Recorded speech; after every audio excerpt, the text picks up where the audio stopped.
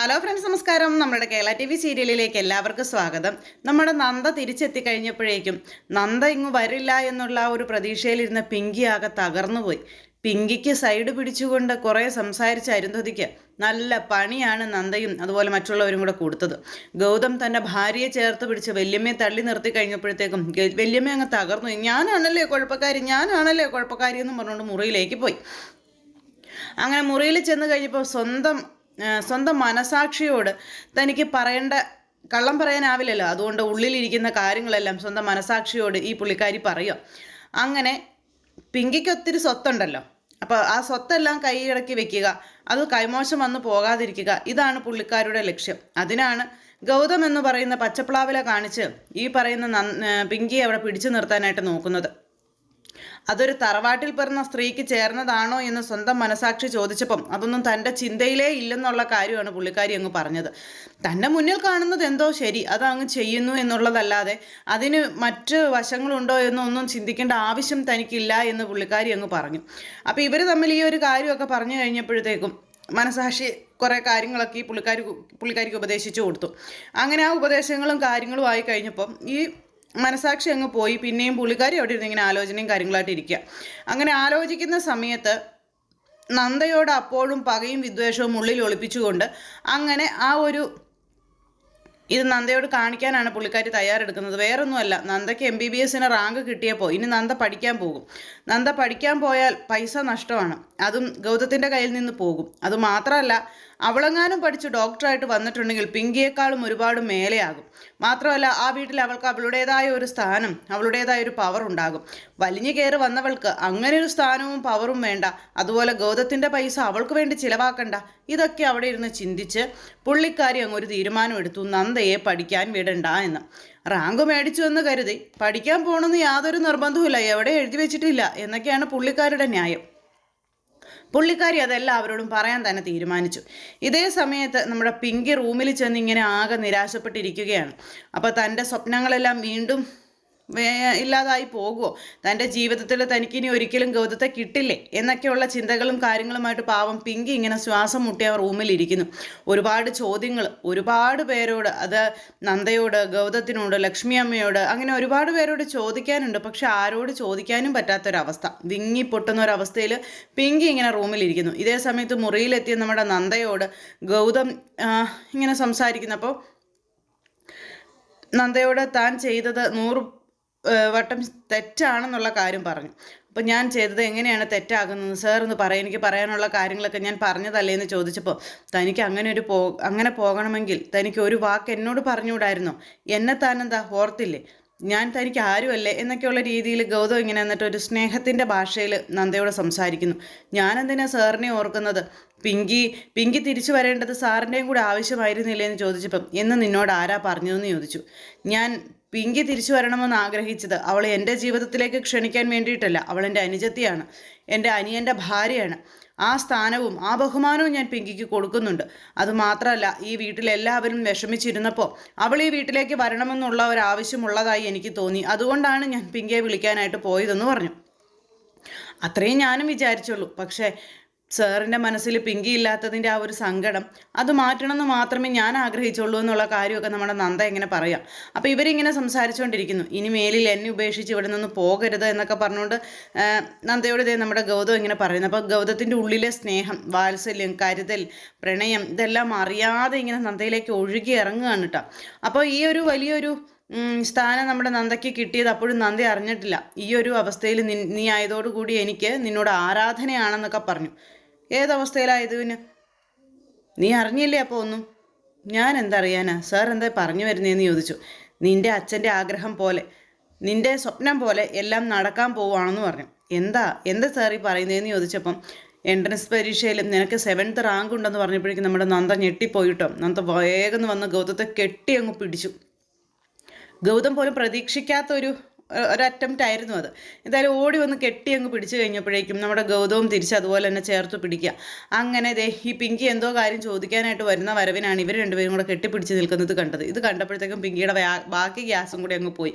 പിങ്കി എന്നിട്ട് കണ്ണും നനച്ച് അവിടെ നിന്ന് അങ്ങോട്ടേക്ക് പോയി. ഇനി ഒച്ചെടുക്കാൻ പറ്റത്തില്ലല്ലോ, ഇത്ര ഒരു പ്രശ്നം ഇവിടെ നിലനിൽക്കുന്നത് കൊണ്ട് ഇനി പിങ്കിയായിട്ടൊരു പ്രശ്നം ഉണ്ടാക്കാൻ പാടില്ലല്ലോ എന്ന് വിചാരിച്ച് പിങ്കി അങ്ങ് പോയി. അത് കഴിഞ്ഞപ്പോഴേക്കും പെട്ടെന്ന് അയ്യോ സോറി സാർ എന്നും പറഞ്ഞുകൊണ്ട് നമ്മുടെ നന്ദ വേഗം പിന്നോട്ട് വലിഞ്ഞു. ഞാൻ പെട്ടെന്ന് സന്തോഷം കൊണ്ട് എന്ത് ചെയ്യണമെന്ന് അറിയാതെ ഒരു ഓക്കെ എനിക്കത് മനസ്സിലാകും, പിന്നെ കൺഗ്രാറ്റ്സ് എന്നൊക്കെ പറഞ്ഞ് നമ്മുടെ ഗൗതം ഇങ്ങനെ കുറേ ആ ഒരു ഇതൊക്കെ അതെല്ലാം കഴിഞ്ഞതിന് ശേഷം പിന്നീട് ഈ അരുന്ധതി ഇങ്ങനെ ഇവരെല്ലാവരെയും കൂടെ ഒരുമിച്ച് വിളിപ്പിച്ചു. എല്ലാവരെയും കൂടെ വിളിപ്പിച്ചിട്ട് അവിടെ ഇരുന്ന് ഇങ്ങനെ വലിയ കുടുംബസ്ഥ ചമഞ്ഞുകൊണ്ട് അല്ലെങ്കിൽ ആ കാർന്നോത്തി ചമഞ്ഞുകൊണ്ട് തൻ്റെ തീരുമാനം അറിയിക്കുകയാണ്. അപ്പം നന്ദ വന്നു, പിങ്കി വന്നു, അതുപോലെ തന്നെ ഗൗതം വന്നു, എല്ലാവരും വന്ന് ഇങ്ങനെ നിരന്ന് നിൽക്കുമ്പോൾ ഈ പുള്ളിക്കാരി അവിടെ ഇരുന്ന് എനിക്ക് കുറച്ച് കാര്യങ്ങൾ സംസാരിക്കാനുണ്ടെന്ന് പറഞ്ഞു. അപ്പോൾ എന്താ ഏട്ടത്തിക്ക് എന്താ പറയാനുള്ളതെന്ന് വെച്ചാൽ പറഞ്ഞോന്നും പറഞ്ഞുകൊണ്ട് മഹിയാണല്ലോ പിന്നെ അരുന്ധതി ചുമന്നുകൊണ്ട് നടക്കുന്നത്. പുള്ളിക്കാരൻ പറഞ്ഞ അനുസരിച്ച് നമ്മുടെ അരുന്ധതി അവിടെ ഇരുന്ന് പറയുകയാണ്, നന്ദയെക്കുറിച്ചാണ് എനിക്കിപ്പോൾ ഇവിടെ പറയാനുള്ളത്.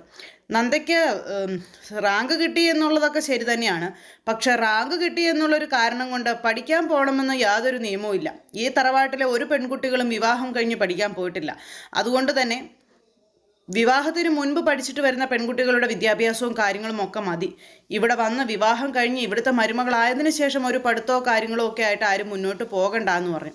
അപ്പോഴേക്കും നമ്മുടെ നന്ദൻ ചെട്ടി. അപ്പോൾ നന്ദമോൾക്ക് 7th റാങ്കാണ് കിട്ടിയിരിക്കുന്നത്. അവൾ എത്രത്തോളം കഷ്ടപ്പെട്ട് നേടിയെടുത്തതാണെന്ന് അറിയില്ലേന്ന് ചോദിച്ചപ്പോഴത്തേക്കും റാങ്ക് കിട്ടിയെന്ന് ഓർത്തുകൊണ്ട് പഠിക്കാൻ പോകണമെന്ന് ആരെങ്കിലും എവിടെയെങ്കിലും എഴുതി വെച്ചിട്ടുണ്ടോ? ഒരു നിർബന്ധവും ഇല്ല. അതുകൊണ്ട് നന്ദ പഠിക്കാൻ പോകണ്ട, ഈ വീട്ടിലെ കാര്യങ്ങൾ നോക്കിയാൽ മതിയെന്ന് പറഞ്ഞു. അപ്പോഴേക്കും നമ്മുടെ ലക്ഷ്മിക്ക് ടെൻഷനായി. ലക്ഷ്മി ടെൻഷൻ അടിച്ച് ഇങ്ങനെ നിൽക്കുക. അത് ഏട്ടത്തിയാണോ തീരുമാനിക്കുന്നതെന്ന് ചോദിച്ചു. എന്താ ഈ വീട്ടിലെ കാർന്നോത്തി എന്ന നിലയിൽ ഞാനല്ലേ തീരുമാനിക്കേണ്ടതെന്ന് അരുന്ധതി ലക്ഷ്മിയോട് പറഞ്ഞപ്പോൾ ഞാനത് സമ്മതിച്ച് തരില്ല എന്ന് ലക്ഷ്മി പറയാം. അപ്പോഴേക്കും നമ്മുടെ മഹി കയറി ലക്ഷ്മിയോട് പറഞ്ഞു, ലക്ഷ്മി നീ ആരോടാണ് ഈ പറയുന്നത്? ഏട്ടത്തി ഒരു തീരുമാനം ഈ വീട്ടിലെടുത്തിട്ടുണ്ടെങ്കിൽ അതാണ് തീരുമാനം, അതിനപ്പുറം ആരും ഇവിടെ കിടന്ന് ചിലക്കേണ്ടെന്നുള്ള രീതിയിൽ പറഞ്ഞു കഴിഞ്ഞപ്പോഴേക്കും ഞാൻ പറയും, ഇത് എൻ്റെ മോളുടെ കാര്യമാണ്, അവളുടെ ഭാവിയുടെ കാര്യമാണ്. അവളുടെ അച്ഛൻ മരണത്തിന് മുൻപ് എൻ്റെ മോനോട് മേടിച്ച വാക്കാണിത്. ആ വാക്ക് പാലിക്കേണ്ടത് അവൻ്റെ അമ്മ എന്നുള്ള നിലയ്ക്ക് എൻ്റെയും ഉത്തരവാദിത്വമാണ്. ഇത്രയും കഴിവും സാമർഥ്യവും പഠിക്കാനുള്ള ബുദ്ധിയും കഴിവുമുള്ള എൻ്റെ മോളുടെ ഭാവി തകർക്കാൻ ഞാൻ സമ്മതിക്കില്ല എന്നും പറഞ്ഞുകൊണ്ട് ഇങ്ങനെ നമ്മുടെ ലക്ഷ്മി അവിടെ നിന്ന് പറഞ്ഞു. ഞാൻ പറഞ്ഞതെല്ലാം ഓർമ്മയുണ്ടല്ലോ എന്നും പറഞ്ഞുകൊണ്ട് ലക്ഷ്മി ശരിക്കും അവിടെ കിടന്ന് ഇങ്ങനെ ഷൗട്ട് ചെയ്ത് കഴിഞ്ഞപ്പോഴത്തേക്കും നമ്മുടെ പ്രിയ പറഞ്ഞു, ലക്ഷ്മി ചെറിയാമ്മ എന്തിനാ ഇങ്ങനെയൊക്കെ പറയുന്നത്? അതിൻ്റെ ആവശ്യമൊന്നുമില്ല. നന്ദയെ പഠിക്കാൻ വിടണോ വേണ്ടയോ എന്ന് തീരുമാനിക്കേണ്ടത് എൻ്റെ അമ്മയല്ല, അല്ലെങ്കിൽ മഹേശ്വരൻ ചെറിയച്ഛനും അല്ല, അവളുടെ ഭർത്താവായ ഗൗതമാണ്. ഗൗതം പറയണം നന്ദ പഠിക്കണോ വേണ്ടയോ എന്നുള്ളത്. പറ ഗൗതം, നിന്റെ തീരുമാനം എന്താ? ഇത്രയും കഷ്ടപ്പെട്ട് പഠിച്ച് ഇത്രയും വലിയൊരു റാങ്കും മേടിച്ച് ഈ കുടുംബത്തിൻ്റെ അഭിമാനമായി നിൽക്കുന്ന നന്ദയെ പഠിക്കാൻ വിടണോ വേണ്ടയോ? നീ പറയാൻ പറഞ്ഞു. അപ്പോഴേക്കും നന്ദ ഇങ്ങനെ നിസ്സഹായതയോടുകൂടി ഇങ്ങനെ നോക്കുക നമ്മുടെ ഗൗതത്തെ. ഗൗതം അന്നേരം നന്ദയെ നോക്കി. പിങ്കി അന്നേരത്തേക്കും ഇനി ഇവൾ പഠിക്കാൻ വിടണ്ടെന്ന് എന്നുള്ള ഒരു രീതിയിൽ ഇങ്ങനെ നിൽക്കുക. പക്ഷെ പഠിക്കാൻ പോയാൽ മാത്രമേ ഈ ഒരു ഡീലിങ്സ് നടക്കുകയുള്ളൂ എന്നും പിങ്കിക്ക് അറിയാം. എന്തൊക്കെയോ പിങ്കിയുടെ മനസ്സിലിങ്ങനെ കുശുമ്പാണോ, അതുപോലെ തന്നെ എന്താ പറയുന്നത്, പേടിയാണോ, ടെൻഷനാണോ, ഇതൊന്നും അറിയില്ല. പിങ്കി ഇങ്ങനെ ശ്വാസം പിടിച്ചു വെച്ചവിടെ അങ്ങനെ നിൽക്കുക, എന്താണ് ഗൗതം പറയാൻ പോകുന്നതെന്ന് ഇങ്ങനെ ഓർത്തിട്ട്. ആ സമയത്ത് നമ്മുടെ നന്ദയും അതുപോലെ തന്നെ ഗൗതം എന്താണ് പറയുന്നത് എന്നറിയാത്തതിൻ്റെതായ ഒരു വിഷമത്തിൽ ഇങ്ങനെ നിൽക്കുന്നു. അപ്പോഴേക്കും പറ മോനെ, നീ പറ, നിന്റെ ഭാര്യയെ നീ പഠിപ്പിക്കാൻ വിടുന്നു, നീ പറ എന്നും പറഞ്ഞുകൊണ്ട് ലക്ഷ്മി ഇങ്ങനെ പറഞ്ഞപ്പോൾ ഗൗതം ഒരു നിമിഷത്തേക്കൊന്നും മിണ്ടിയില്ല. അപ്പോഴേക്കും അരുന്ധതി പറഞ്ഞു, കണ്ടോ അവൻ പറയുന്നില്ല, അവനറിയാം അവൻ്റെ വല്യമ്മ പറഞ്ഞതാണ് ശരിയെന്ന്, അവൻ്റെ വല്യമ്മ പറഞ്ഞതാണ് അവസാന വാക്കെന്നൊക്കെ പറഞ്ഞുകൊണ്ട് ഇങ്ങനെ വല്യമ്മ മകനെ ചേർത്ത് പിടിച്ച രീതിയിൽ സംസാരിക്കുമ്പോഴേക്കും ആര് പറഞ്ഞു വല്യമ്മേ എനിക്ക് നന്ദയെ പഠിക്കാൻ വിടാൻ താല്പര്യമില്ലെന്ന്? നന്ദയെന്ന് പറയുന്ന മിടുക്കിക്ക് പഠിക്കാനുള്ള അവസരം നിഷേധിക്കലാണ് ഏറ്റവും വലിയ ദ്രോഹം. ഈ കുടുംബത്തിൻ്റെ പ്രതിച്ഛായ, ഈ അഭിമാനം തന്നെ മാറ്റിക്കളയുന്ന ഒരു പ്രവൃത്തിയായി പോകും അത്. പിന്നെ നന്ദയെ ഞാൻ എൻ്റെ ജീവിതത്തിലേക്ക് കൂടെ കൂട്ടിയത് തന്നെ നന്ദയെ പഠിപ്പിക്കാമെന്നുള്ള വാക്ക് കൊടുത്തിട്ടാണ്. അതുകൊണ്ട് തന്നെ ആ വാക്ക് എനിക്ക് പാലിച്ചേ പറ്റൂ. നന്ദ പോയി ജോയിൻ ചെയ്യുകയും ചെയ്യും, ഡോക്ടറായി മടങ്ങി വരികയും ചെയ്യുമെന്നും പറഞ്ഞുകൊണ്ട് നമ്മുടെ ഗൗതം ഈ അരുന്ധതിയെ വെല്ലുവിളിക്കുന്നു. അങ്ങനെ എല്ലാവരുടെയും മുന്നിൽ വെച്ച് നമ്മുടെ നന്ദയ്ക്ക് ഫുൾ സപ്പോർട്ട് കൊടുത്തുകൊണ്ട് നന്ദയെ തൻ്റെ ജീവിതത്തിലേക്ക് തൻ്റെ എല്ലാ അർത്ഥത്തിലും ചേർത്ത് പിടിക്കുകയാണ് ഗൗതം ഈ സമയത്ത്. അപ്പോൾ എൻ്റെ വാക്കിന് വിലയില്ലല്ലേ എന്നും ചോദിച്ചുകൊണ്ട് ഈ പുള്ളിക്കാരി വീണ്ടും ചാടി എഴുന്നേറ്റ് അതും പറയാൻ തുടങ്ങി. വല്യമ്മയുടെ വാക്കിന് വിലയില്ലാത്തത് കൊണ്ടല്ല, ന്യായമായ എന്ത് കാര്യങ്ങൾക്കും വല്യമ്മ പറയുന്ന കാര്യങ്ങൾ ഞാൻ അനുസരിക്കും, ഞാൻ കേൾക്കും. പക്ഷേ ഇത് അന്യായമല്ലേ വല്യമ്മയെന്ന് ചോദിച്ചു. ഇതിലെവിടെയാണ് ന്യായം? പഠിക്കാൻ കഴിവുള്ള ഒരു പെൺകുട്ടിയുടെ ഭാവിയെ അല്ലെങ്കിൽ അവളുടെ സ്വപ്നങ്ങളെ തകർക്കുന്ന തീരുമാനമെടുക്കുന്നത് എവിടുത്തെ ന്യായമാണ്? ആ ന്യായത്തിനൊപ്പം നിൽക്കാൻ ഒരിക്കലും എന്നെ കിട്ടില്ല. എന്തായാലും നന്ദ പഠിച്ചിരിക്കും, നന്ദ ആഗ്രഹിച്ചതുപോലെ തന്നെ നന്ദ പഠിച്ച് ഡോക്ടറായിരിക്കും, ഈ ഗൗതമാക്കിയിരിക്കുമെന്നും പറഞ്ഞുകൊണ്ട് ഇങ്ങനെ പറയണം. അങ്ങനെ അത് കേട്ട് കഴിഞ്ഞപ്പോഴേക്കും നമ്മുടെ പിങ്കിക്ക് കുറച്ചൊന്ന് സമാധാനമായി. കാരണം പഠിച്ച് ഡോക്ടറായി കഴിഞ്ഞാൽ ഇവർ തമ്മിലുള്ള ബന്ധം പിരിയുമല്ലോ. അതാണ് പെട്ടെന്ന് പിങ്കിയുടെ മൈൻഡിലേക്ക് വന്നത്. അപ്പോൾ പിന്നെ വേഗം പഠിച്ച് ഡോക്ടറാവുക എന്നുള്ളത് മതി. അങ്ങനെ ആ ഒരു തീരുമാനത്തിൽ ഇവർ തമ്മിൽ ഇങ്ങനെ സംസാരിച്ചുകൊണ്ട് നിൽക്കുന്നത് സന്തോഷമായി പിങ്കിക്ക്. ഇതെല്ലാം കഴിഞ്ഞു. അത് കഴിഞ്ഞപ്പോഴത്തേക്കും നന്ദയ്ക്ക് ആകെ ടെൻഷനായി. കാരണം എല്ലാവരുടെയും വെറുപ്പ് സമ്പാദിച്ചുകൊണ്ടാണല്ലോ പോകുന്നത് എന്നുള്ളൊരിതിൽ. അങ്ങനെ വിഷമിച്ച് നിൽക്കുന്ന നന്ദയ്ക്കരികിലേക്ക് നമ്മുടെ ലക്ഷ്മി ചെന്നിട്ട് പറഞ്ഞു, മോൾക്ക് എന്താ പറ്റിയെന്ന് ചോദിച്ചു. അല്ലമ്മേ, എല്ലാവർക്കും താല്പര്യമില്ലല്ലോ ഞാൻ പഠിക്കാൻ പോകുന്നത്. അങ്ങനെയാണെങ്കിൽ ഞാൻ പോകുന്നില്ലെന്നുള്ള രീതിയിൽ നന്ദ പറഞ്ഞപ്പം നീ എന്താ അബദ്ധം ഈ പറയുന്നതെന്ന് ചോദിച്ചു. വല്യമ്മ പറയുന്ന കാര്യങ്ങളെല്ലാം കേട്ട് നീ നിൻ്റെ ജീവിതം തകർക്കാൻ പോവുകയാണെന്ന് ചോദിച്ചു. അവർക്ക് നിന്നോടുള്ള ആ ഒരു വിദ്വേഷത്തിൻ്റെ പുറത്ത് അവർ പറയുന്നതാ. അതൊക്കെ കൈവച്ച് കൊടുത്താൽ, അല്ലെങ്കിൽ അതൊക്കെ അവഗണിക്കാതെ ശരിവെച്ച് കൊടുത്താൽ നിന്നെ അവർ പാതാളത്തിലേക്ക് ചവിട്ടി താഴ്ത്തും മോളെ. ഞങ്ങളെപ്പോലെ ഈ കുടുംബത്തിൻ്റെ 4 ചുമരുകളിൽ അടുക്കളയിൽ ഒതുങ്ങിക്കൂടേണ്ടവളല്ല നീ. നിൻ്റെ ഭാവി അത് വളരെ വലുതാണ്. അത് മുന്നോട്ട് ഇവരെ എല്ലാവരെയും വെല്ലുവിളിച്ച് ഇവരുടെ എല്ലാവരുടെയും മുന്നിൽ വിജയിച്ച് കാണിച്ചു കൊടുക്കേണ്ടത് നിൻ്റെ ഉത്തരവാദിത്വമാണെന്ന് പറഞ്ഞു. ഇത്രയും കാലം അവിടുത്തെ പെണ്ണുങ്ങളെ മുഴുവൻ അടുക്കളയിൽ കെട്ടിയിടാമെന്ന് വിചാരിച്ചുകൊണ്ടിരുന്ന അരുന്ധതിക്ക് തെറ്റിപ്പോയി. നന്ദയുടെ കാര്യത്തിൽ വന്നു കഴിഞ്ഞപ്പോഴേക്കും ഇനി ആ വീട്ടിൽ നന്ദ പഠിക്കാൻ പോകും. നന്ദയുടെ കാര്യങ്ങളെല്ലാം ചിലപ്പോൾ ഇവർക്കൊക്കെ നോക്കേണ്ടി വരും. അങ്ങനെയൊക്കെയുള്ള കാര്യങ്ങളൊക്കെ ഇങ്ങനെ വരും.